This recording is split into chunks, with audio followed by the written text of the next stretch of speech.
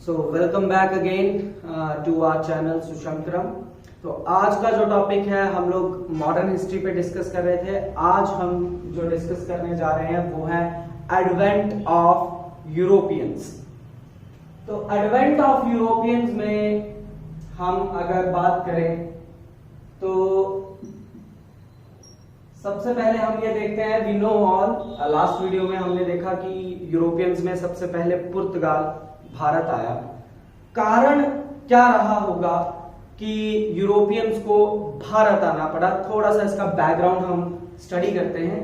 तो if I draw a rough map, Bharat का थोड़ा सा मोटा हो गया है, तो ये सारा एरिया पुराने भारत का है। हुआ क्या कि एक समय पे ऑटोमन एम्पायर यानी कि तुर्की साम्राज्य काफी प्रसिद्ध हुआ, फैला और कंसोलिडेट हुआ, बहुत ज्यादा शक्तिशाली हो गया। तो जैसे ही तुर्की साम्राज्य ने, टर्की साम्राज्य ने अपने साथ वाले प्रदेश कुस्तुनतुनिया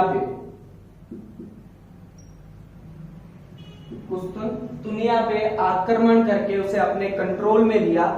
इस बात से डरके इटली ने ट्रेड रूट जो है वो बंद कर दिया।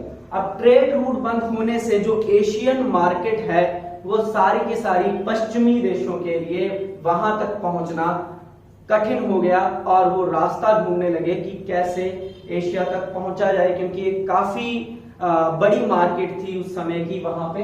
आज भी एशिया की मार्केट जो है वो काफी बड़ी मार्केट है ट्रेड के लिए। तो इस ट्रेड रूट को फाइंड आउट करने के लिए काफी जद्दोजहद करनी पड़ी, समझना पड़ा कि कहां से जाया जाए, कैसे नहीं। तो काम क्या आया कि 12वीं शताब्दी के समय, 12th सेंचुरी, ये लाइट होगा थोड़ा रख कर देता हूं, 12th सेंचुरी के समय पे एक इंसान है जिसका नाम इल इदरिसी है। इल इदरिसी ने एक काफी बढ़िया इन्वेंट की, वो थी आपका ज्योग्राफिक मैप्स। अब ज्योग्राफिक मैप बन गए तो ज्योग्राफिक मैप से लोकेशन फाइंड आउट करना आसान था, बट इल इदरिसी ने जो मैप बनाए वो उल्टे मैप थे। मैं नाम भी लिख देता हूं, इल इदरिसी। तो अल इदरिसी भी बोलते हैं इसे, इल इदरिसी भी एक ही नाम है, एक ही बंदे की बात हो रही है। तो इसने जो मैप बनाए वो उल्टे थे। तो धीरे धीरे समय पे इसको स्टडी करने लगे। तो पुर्तगाली सबसे पहले थे जिन्होंने इस मैप को प्रॉपरली अंडरस्टैंड किया और रूट फाइंड आउट करना शुरू किया। तो पुर्तगालियों ने इस मैप को अंडरस्टैंड करके ये पहुंच गए थे। जो सबसे पहला इंसान था जो सी रूट से अफ्रीका तक पहुंचा। तो आपको पता है यहाँ पे अरेबियन कंट्रीज हैं और अरेबियन कंट्रीज के बिल्कुल साथ में अफ्रीकन कॉन्टिनेंट। तो पुर्तगाली चले और यहां से यहां पहुंच गए, बिल्कुल अंतिम शोर तक, जो आज की केप टाउन जगह है अफ्रीका की, साउथ अफ्रीका की, यहां पहुंच गए, बिल्कुल साउथ तक गए। तो उसमें सबसे पहले जो इंसान था वो 1487 में बार्थोलुमिया दियास,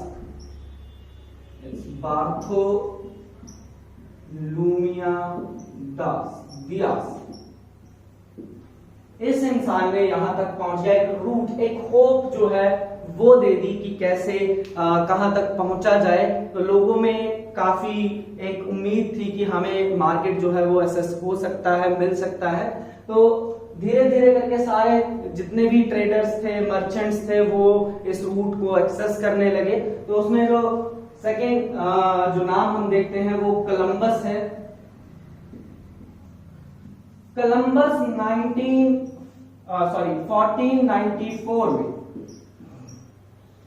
जो है वो मैप स्टडी करता है, इल इदरिसी द्वारा बनाया गया, पर उससे एक मिस्टेक हो जाती है, वो मैप को सीधा करना भूल जाता है और स्पेन से, वो ये स्पेन का नागरिक है।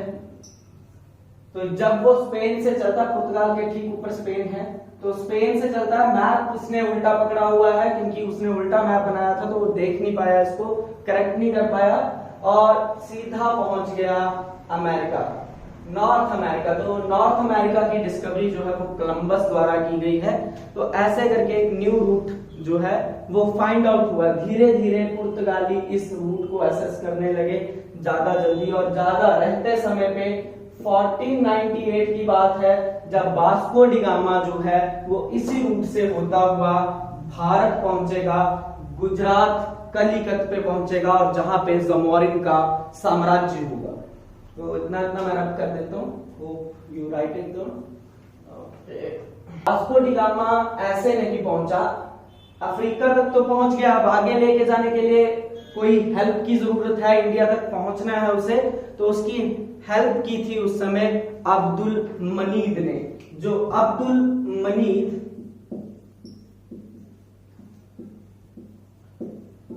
ये से लेके गया था अफ्रीका से कलिकट जमोरिन के साम्राज्य तक लेके गया था। अब जमोरिन जो है वो काफी आदर सत्कार करता है, इसको काफी पैसा देता है और ये भी समझता है कि ये हमारे बेनिफिट, ट्रेड होगा तो हमें भी इससे बेनिफिट होगा।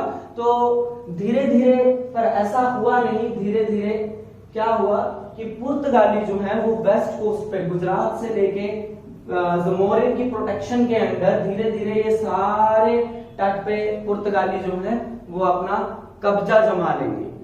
क्यों? क्योंकि इनको जमोरिन की प्रोटेक्शन मिली हुई थी, जिसका हम सिनेरियो आगे देखते हैं। तो होता क्या है कि अब वास्को डी गामा जब भारत आया तो उसे यहाँ पे बहुत ही बेहतरीन चीज मिली, वो थी मसाले। अब मसाले जब वो यहाँ इंडिया से ले गया और वहां जाके उसने बेचे अपनी ईस्ट पश्चिमी मार्केट में, जब इसे यूरोप में इसे बेचा तो उसने कम से कम भी 60 गुना ज्यादा रेट पे बेचा और काफी प्रॉफिट कमाया। तो पुर्तगालियों का दिमाग घूमा कि ये तो बेनिफिट वाली चीज है, क्यों ना इसको किया जाए। तो धीरे धीरे पुर्तगाली अब इसको असेस करने लगे और 1505 की बात है जब पुर्तगालियों ने अपना पहला गवर्नर जो है अपॉइंट कर दिया इंडिया में और उसका नाम है फ्रांसिस्को डी अल्मेडा।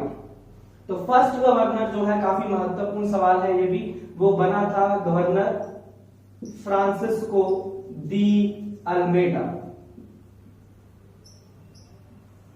पुर्तगालियों का जो भारत में फर्स्ट गवर्नर था, कहां बना, कब बना?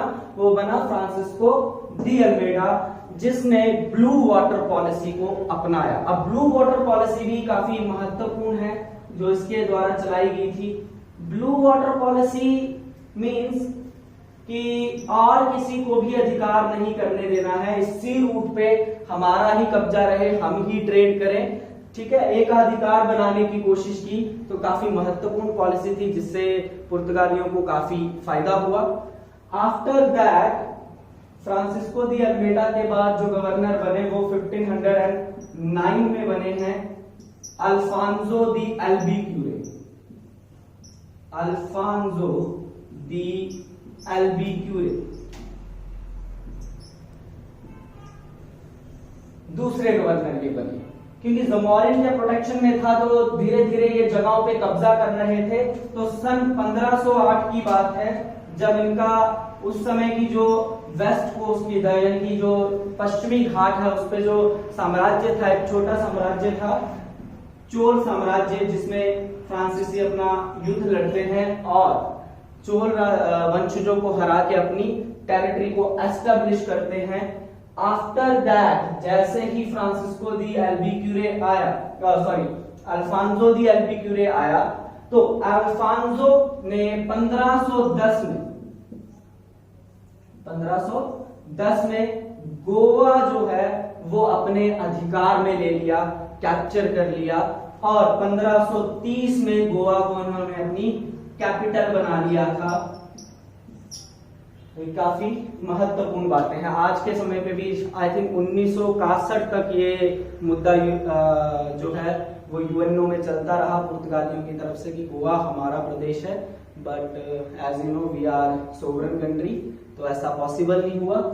तो ये काम इन्होंने किया और इसकी जो ब्लू वाटर पॉलिसी है वो काफी महत्वपूर्ण है। इसके साथ साथ जो जुड़े हुए सवाल हैं पुर्तगालियों के साथ वो है कि पुर्तगालियों ने सबसे पहली फैक्ट्री जो है अपनी भारत में कहां लगवाई? तो बिल्कुल आसान सा सवाल है, आसान सा जवाब है इसका, पुर्तगाली। और सी से आपको याद रखना है कोचीन, पीसी करके आप याद रख सकते हैं, पर्सनल कंप्यूटर, ठीक है। तो पुर्तगालियों की जो पहली फैक्ट्री है वो कहां बनी थी? कोचीन में बनी थी।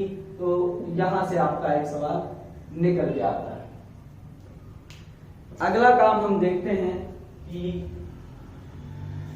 जिस समय पे पुर्तगाली भारत आए हैं उस समय पे जो समृद्ध राज्य रहे वो दक्षिण में विजयनगर साम्राज्य था, जो काफी प्रसिद्ध साम्राज्य था। और दक्षिण भारत के इस समृद्ध साम्राज्य विजयनगर में पुर्तगालियों का एक ट्रैवलर जिसका नाम डोमिंगो दियास, डोमिंगो प्यास, अब प्यास से इसका नाम याद रख सकते हैं, प्यास भी लिखते हैं और प्यास भी लिखते हैं।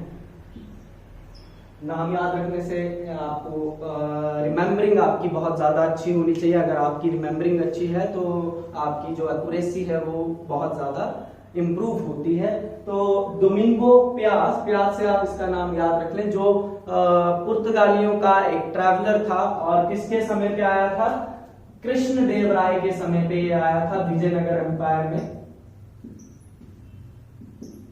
विजयनगर साम्राज्य में। लगभग 1520 का समय है जब ये इनके साम्राज्य में आता है। तो विजयनगर, इसके साथ ही एक जुड़ा सवाल कि विजयनगर साम्राज्य के आज भी अवशेष देखने को मिलते हैं और वो मिलते हैं हमें हम्पी में, जो कर्नाटक में है। साथ साथ में आपका एक और सवाल, ठीक। अब हम देखते हैं कि पुर्तगालियों ने किस किस चीज पे ट्रेड किया, किस किस चीज पे नहीं, क्योंकि आए हैं और ट्रेड इनका जो है वो मेन मोटिव है। तो पुर्तगाली जो ट्रेड करते थे तो उन्होंने मोनोपोली यानी कि एक अधिकार ले रखा था, एकाधिकार, मोनोपोली एस्टेब्लिश की थी। किस पे? हॉर्स ट्रेड पे, घोड़ों के ट्रेड पे। साथ के साथ ये मसाले भी ट्रेड करते थे और काली मिर्च, इनका ट्रेड जो है वो मुख्यतः पुर्तगालियों ने किया है। इसके साथ ही एक सवाल और कि अकबर के समय पे ही, अकबर ने जब गुजरात विजय की थी, 1572 की बात है जब अकबर ने गुजरात विजय की थी, तो अकबर ने पहली बार समुंदर भी देखा और पुर्तगालियों से भी मिला। और पुर्तगाली उस समय पे बंदरगाह का मेंटेनेंस का टैक्स लेते थे और टैक्स का नाम था कार्ट्रेज, कार्ट्रेज। तो ये टैक्स अकबर ने भी देना मुनासिब समझा कि बंदरगाह के रख रखाव के लिए ये चीज जो है वो काफी जरूरी है। इसके बाद हम पुर्तगालियों के बारे में ये चीज जानेंगे कि पुर्तगाली एक मेन मोटिव जो उनका था वो ओनली ट्रेड था। इनका एस्टेब्लिशमेंट का कोई मतलब इनका कोई इरादा नहीं था। बट पुर्तगालियों के बाद डच, इसके बाद जो आए वो आए ब्रिटिशर्स। तो ब्रिटिशर्स जो है वो सिर्फ ट्रेड के लिए नहीं बल्कि अब देश पे कब्जा करने के लिए, जिसको हम कॉलोनिज्म के अंदर पढ़ेंगे, यानी कि उपनिवेशवाद की पॉलिसी से आए। तो बड़े सिस्टमैटिक वे से आए जिसके कारण वो सफल हुए, भारत पे अपना राज्य बना पाए हो। तो आज के लिए इतना ही। अगली वीडियो में हम देखेंगे कि डचेस कैसे आए, ब्रिटिशर्स कैसे आए और फ्रेंच कैसे आए। Thank you.